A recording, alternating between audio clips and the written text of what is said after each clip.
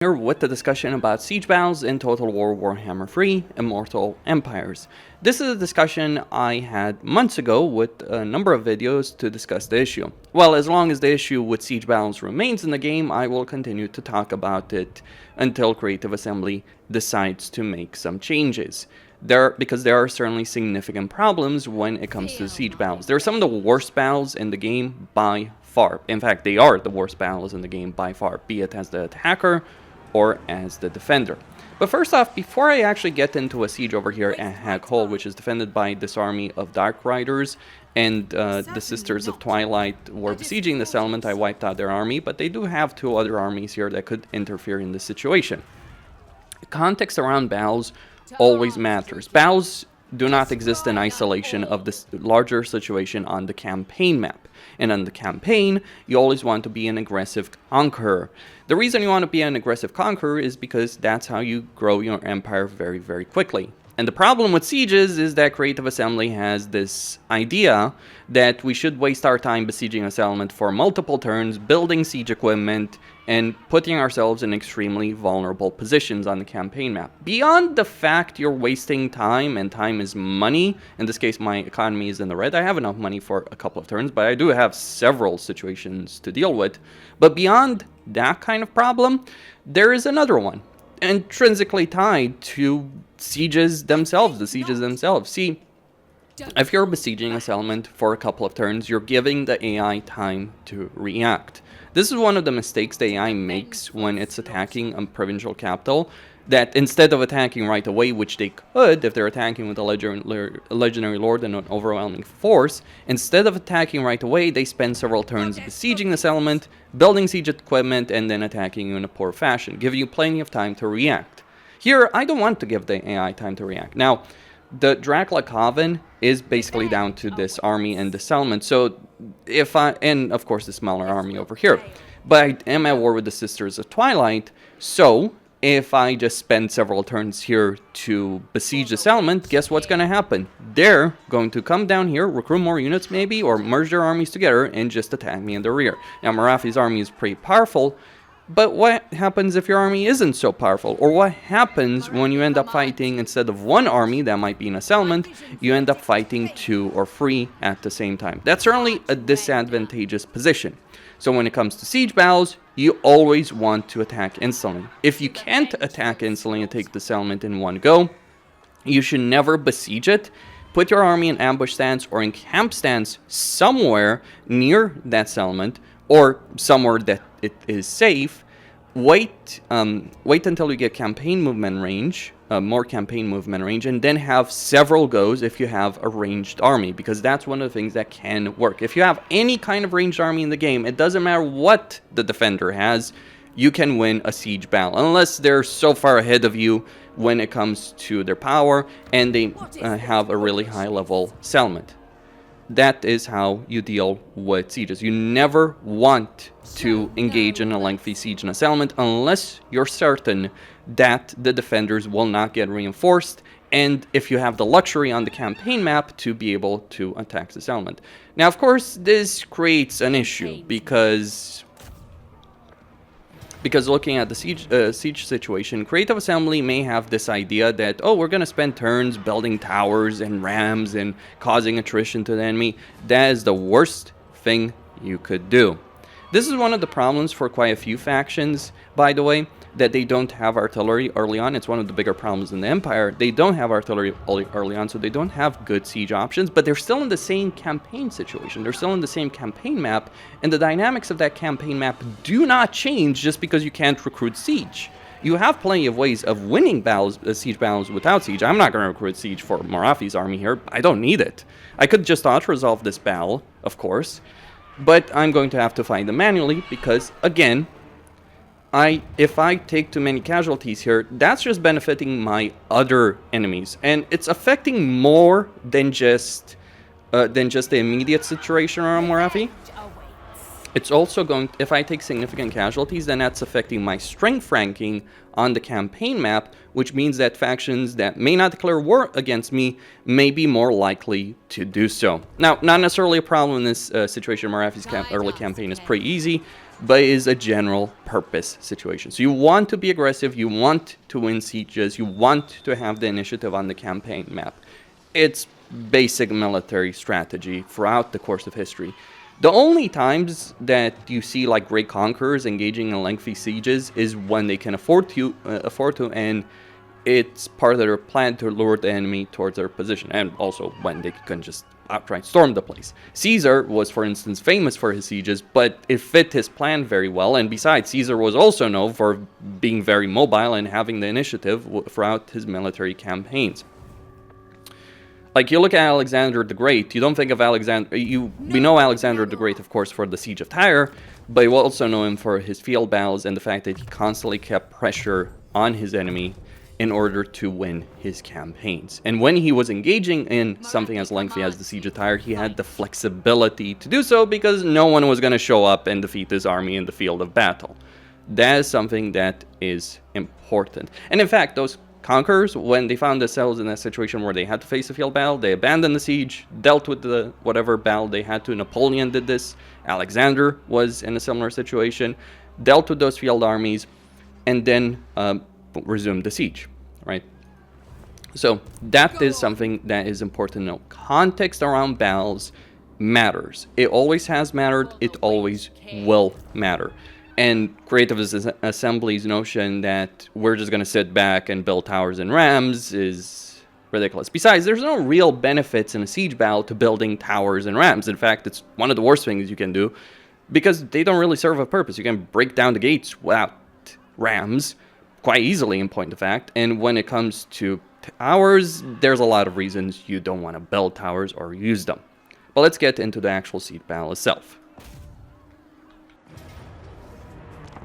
So in the siege battle itself, there are several options in order to win a settlement battle, be it a walled or unwalled settlement. Obviously, the walled settlement presents the obstacle of the wall, but the tactics are going to be very similar in both of them.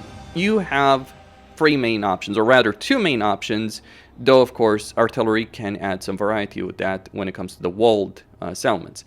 Basically, if you have artillery, you can bust down the wall towers, which can do a lot of damage to your army, can bust down the walls itself. Depends on the kind of artillery. This is one of the things that Bretonnia actually has going for it as a faction, and why Bretonnia is on the best artillery list and the Empire is not, because the Empire having artillery at tier 4 and Bretonnia having at tier 2 is actually a significant advantage to Bretonnia, because Bretonnia has a really poor army for sieges, because if you throw down cavalry at the gate, break through the gate, and try and go through those choke points, you're just going to get your cavalry killed.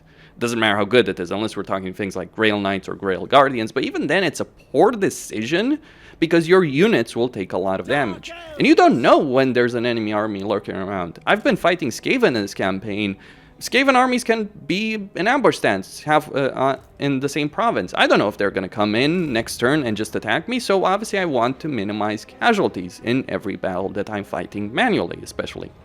If I'm not resolving a battle, it's because I know I'm safe. It's because I know I'll take minimal casualties. Yes, I could have out-resolved the battle here, but the casualties would have been too high.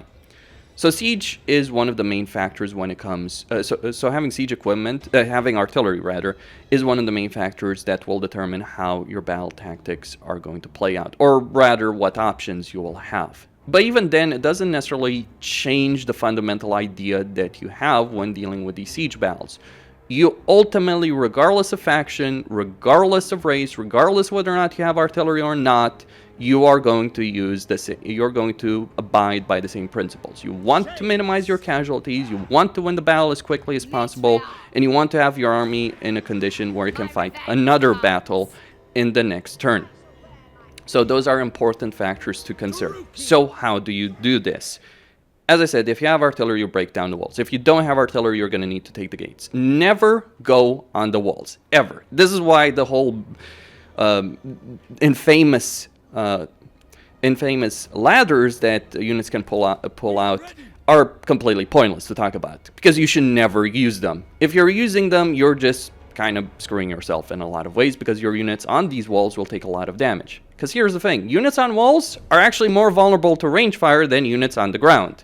That is simply a reality. And if you're sending units on the walls, they will be on their own. You can send multiple units, but they're going to be fighting in a bad position, and they can take a lot of damage. But from the melee units of the defender, who obviously has a significant amount of melee benefits when it comes to it, or can have significant melee benefits, or basically from the melee units, the range units, the magic, or even the defender artillery. Artillery on the defense can be pretty useless, but you put units on the walls, you're making them a target for artillery. So typically speaking, it is a really bad decision. So if you have a melee focused army, which mine is not, you want to smash through one gate or multiple gates, and then or lead a frontal assault on one gate, and then while the AI is going to be distracted by that, send some flanker units to break through a second gate. This is how you win sieges as Nakari, by the way, if you're playing as them.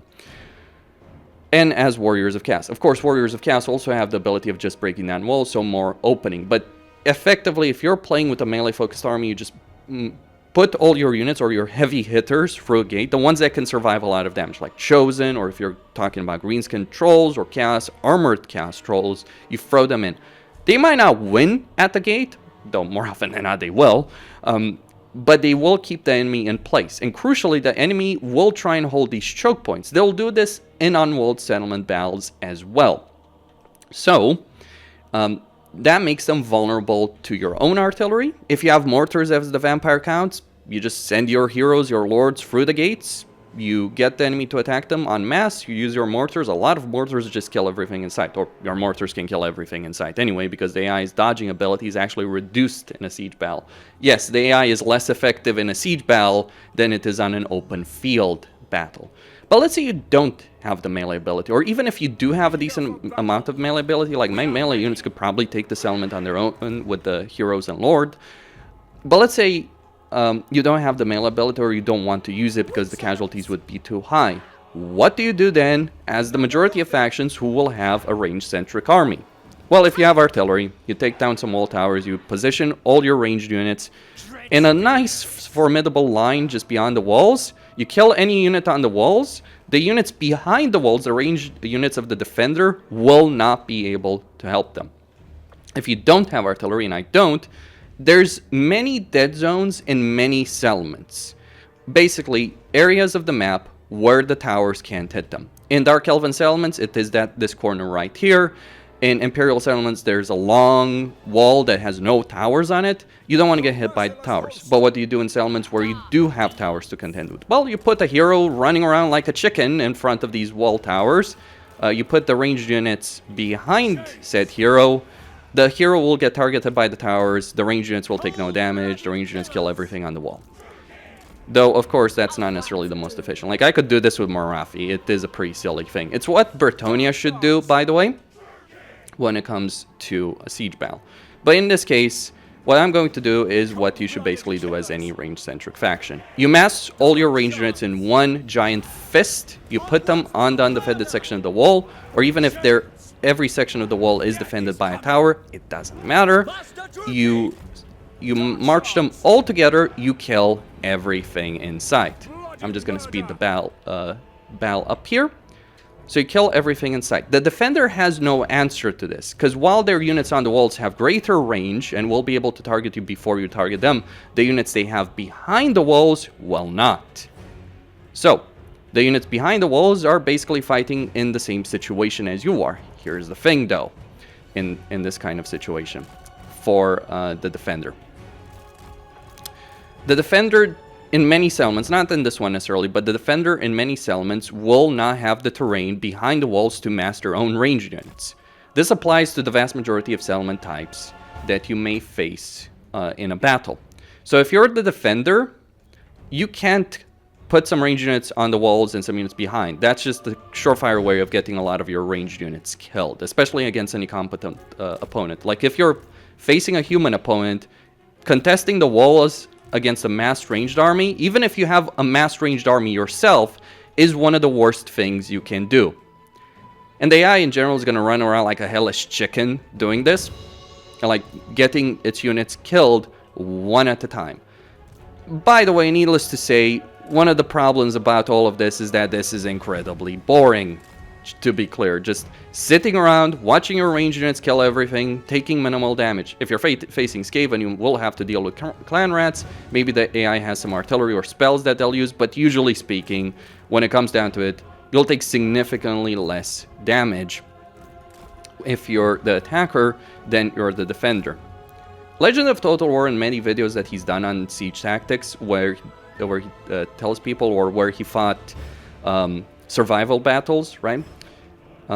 He basically only does a token effort to defend the walls to try and take some advantage of that, of the damage those towers will do.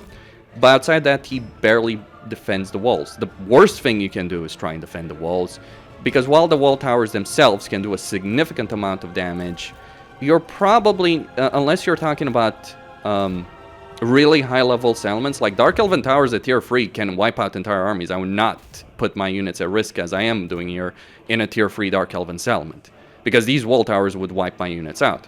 So you want to avoid that. If it's unavoidable, you run around with your hero in front and you take the damage. You should always deploy the hero. Like over here, this assassin is just getting hit by the towers, by one of the towers. The other one is targeting my dark shards there. And this is Siege Tactics 101 range units. Suffice it to say, this is incredibly boring, but it's also the best way to play these sieges, by far. It minimizes your casualties, it nullifies the benefits of the defender by quite a significant amount, and it helps you go to the next battle. There's also another reason you should do this. There's also another reason why you should do this, because let's assume you don't have the force to take the settlement in a go. I have it here, obviously, but let's assume you don't have the force to take the settlement in a single attack. What do you do then? Do you just send your melee units and hope for the best? No, that's stupid. This is one of the reasons why when you're uncertain if you can take the walls in a single, the settlement in a single go, you have enough movement range that you disengage, you come back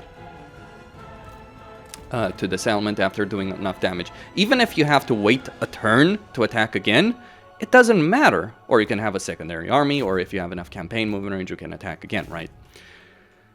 But if you have enough movement range, you can do this several times over, expend all your ammunition, as I've done over here, and win minimal casualties. Like, the only reason I've taken damage here on these units is because I just got a bit careless when it comes down to it. The battle is effectively won. Hell, it was won even before it started.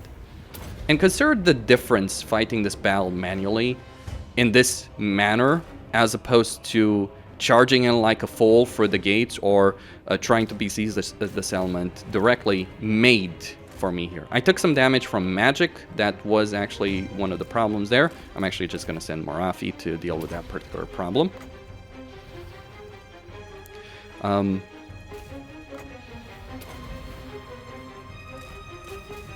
So over there, just using the army ability that I do have to kill that mage. Mages can be a bit dangerous when it comes to defense, but you can always target them with your own range units, with your heroes. Just send them on a mission to do so. And once the defenders are sufficiently weakened, yeah, you can swoop in with your entire melee army, whatever melee you have, and just win the day. But again, this is dull, this is boring, and you're gonna have to do this a lot. In particular, if you're playing the dwarves, you're going to have to do this a lot because you can't afford the casualties. If you're... actually, as any faction, you're going to basically have to do this a lot if you're in this kind of situation where you have enemies just one turn away, basically, from you. So, in the battle, and that is it. I only lost 219 men. Could have done even better than that, by the way, had I played the tactics better. Lost barely any men, however. 219... that AI lost everything, and my army is relatively intact and capable of dealing with the Sisters of Twilight forces that are nearby. Over there. What if you're the defender? How do you defend a settlement properly? That is a good question. Well, the answer to that particular question is it depends on the situation, depends on the faction. But usually speaking, the AI is very rarely going to attack a provincial capital instantly. If they're doing so, they know they're going to win. and there's very little you can do. You might as well just accept the loss there or try and inflict as many casualties as possible. It's difficult to win some of those battles. But if you're in a situation where the AI is attacking you and you might stand a chance, they're never going to attack you instantly in that situation to begin with. So you have time to, let's say, build an army in a nearby province if you're defending. Like if I'm defending over here, for instance, right? Let's say someone would be foolish enough to attack the ancient city of Quintex and as opposed to the minor settlements here, then I would just build an army and have it as a mobile defense force. In fact, that's exactly what my guys are doing here. They're playing mobile defense against the other factions here while I'm building up forces to eventually take the Bleak Coast from these guys. I didn't play this as well as I did before in a previous Moravi campaign I played, by the way, this campaign situation. Kind of bankrupted myself, really, by making some questionable decisions. Rather, by not getting enough economic buildings when I should have. But as the defender, if the AI is attacking you, it's always going to split its forces in several attack groups. Now, you might not be able to win, to be clear. If the AI is attacking a provincial capital, chances are they're going to win. You should never build garrison buildings, by the way. It's a waste of money, waste of building slots, which you need for some other things. They might help you make your settlements more defensible, but you actually want the AI to think that they can take you on, because that's how you can ambush them. That's how you can put an army in ambush stance next to a settlement and just wipe the AI out if they're foolish enough or inflict significant casualties. Ideally, you never fight a battle in a settlement during the course of a campaign, but if you have to fight a battle in a settlement, the best strategy is look at a portion of the enemy army, preferably the one with their lord, take it out, and then march your forces on the other side to deal with the other forces on their own. Defeat in detail. Leave some token forces on each wall. The wall towers, let them do some damage or a significant amount of damage, but concentrate the majority of your forces on one side of the walls. Do as much damage as possible. Even if you know you're going to lose the battle, just wiping out a portion of the enemy army can help you out later on when you're going to have to deal with that army in your campaign. Never spread your forces, never do what AI does, which is get its units killed one at a time. That's the worst thing you can do. If you really want to hold up, token forces on the walls, deal with a portion of the enemy army, and then concentrate in the middle, build towers in the middle or at the victory point, try and do as much damage as possible or even win the battle there. Those are the best strategies on the defense. But usually speaking, if you're playing a campaign properly, you should never want to be in a situation where you're on the defense. You always want to be the one on the offense. So that's how you deal with sieges. They're pretty busted, they're pretty boring, they're pretty broken. How would I fix the situation? Well, one of the things that would certainly change the dynamic of sieges and solve a lot of issues for a lot of races that don't have access to early artillery is give us the ability to just pay to break down walls in a siege battle, like instantly. Give us the ability to maybe build siege equipment instantly. That would help things. Though rams are kind of pointless and siege towers are a waste of time and money because, yeah, you don't want to go on the walls. But having the player being able to breach the walls before a battle, even if it's like 2,000 gold, I'd pay that money in so many siege battles because it would make my life easier. But having the ability to do that instantly would make our life so much easier. We do not have the time. You should never get involved in a prolonged siege in the campaign unless you have the luxury, and yes, it is a luxury to do so. It is usually speaking a really bad idea to do so. I learned that lesson the hard way years ago playing Total War Warhammer or playing Total War in general. And never send your units behind the walls if you have a ranged army that can kill everything in sight. If you're playing the dwarves, by the way, if you're playing the dwarves, just an interesting tidbit, you can, and you have a runesmith, you can set the battle timer to unlimited. Move that runesmith with the rune that does explosive damage. Move him in like a safe spot next to the walls because there's like some corners there where ranged units won't shoot at you.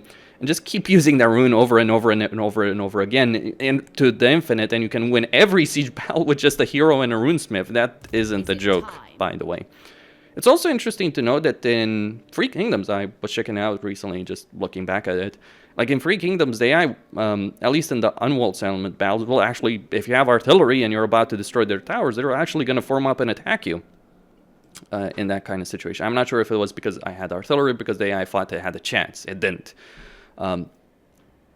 But the AI needs to be more aggressive when it comes to it to be more effective.